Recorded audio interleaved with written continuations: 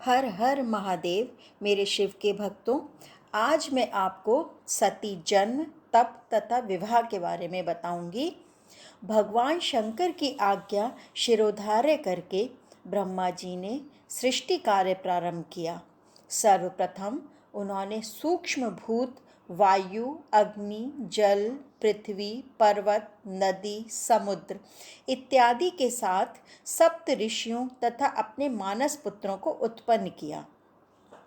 तत्पश्चात अंबिका एवं महादेव जी की आज्ञा से उन्होंने दक्ष और वीरणी की सृष्टि की और उन्हें मैथुनी सृष्टि करने का आदेश दिया।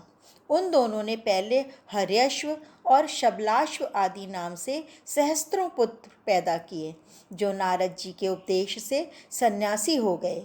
बाद में उन्हें कल्पांतर में 60 कन्याएं हुईं, जिनका विवाह भृगु, शिव, मरीचि आदि ऋषियों के साथ संपन्न हुआ।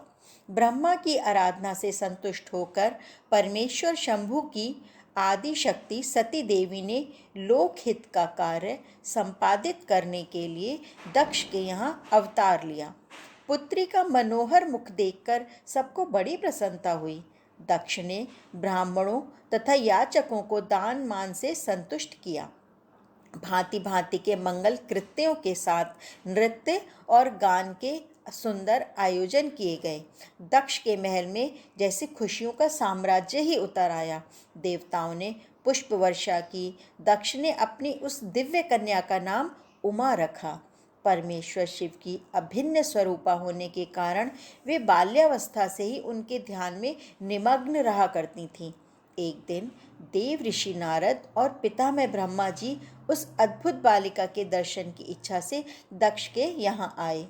ब्रह्मा जी ने भगवती सती से कहा, जो केवल तुम्हें ही चाहते हैं और तुम्हारे मन में भी जिनको पति रूप में प्राप्त करने की अभिलाषा है, उन्हीं महादेव जी की तुम्हें तपस्या करनी चाहिए। ऐसा कहकर ब्रह्मा जी देव ऋषि नारद के साथ अपने लोक को चले गए। युवावस्था में प्रवेश करते ही भगवती सती अपनी माता वीरणी से अनुमति लेकर महेश्वर शिव को पति रूप में प्राप्त करने के लिए कठोर तपस्या करने लगीं। तपस्या करते ही सती मूर्तिमती सिद्धि के समान दिखलाई देती थीं। भांति भांति के उपचारों द्वारा महेश्वर की साधना में वे इस तरह लीन हो गईं कि उन्हें अपने शरीर की भी सुधि न रही। भगवान विष्णु के साथ सभी देवताओं ने कैलाश पहुंचकर भगवान शिव से कहा, महेश्वर, महातेजस्विनी सती आपको पति रूप में प्राप्त करने के लिए कठोर तप कर रही हैं। हम लोगों की प्रार्थना है कि आप उन्हें पत्नी रूप में स्वीकार करें। देवताओं की प्रार्थना सुनकर भगवान महादेव सती के समक्ष प्रकट हो गए। उनकी अंग कांति करोड़ों कामदेवों को लज्जित कर रही थी। भगवती सती ने सौंदर्य के धाम महेश्वर शिव की वंदना की। उस समय उनका मुख नारी सुलभ सल्लज्जा के कारण झुका हुआ था। महादेव जी ने कहा, उत्तम व्रत का पालन करने वाली सती, मैं तुम पर परम प्रसन्न हूँ, इसलिए तुम इच्छानुसार वर मांगो। शुभे, तुम्हारा कल्याण हो। सती बोली, प्रभु, यदि आप मुझ पर सचमुच प्रसन्न हैं तो वैवाहिक विधि से मेरा पाणी ग्रहण कर मुझ दासी को कृतार्थ करें। ऐसा ही होगा, कहकर परमेश्वर शिव अंतर्ध्यान हो गए। तदंतर शुभ लग्न और मुहूर्त में प्रजापति दक्ष ने हर्षपूर्वक अपनी पुत्री सती का हाथ भगवान शंकर के हाथों में दे दिया।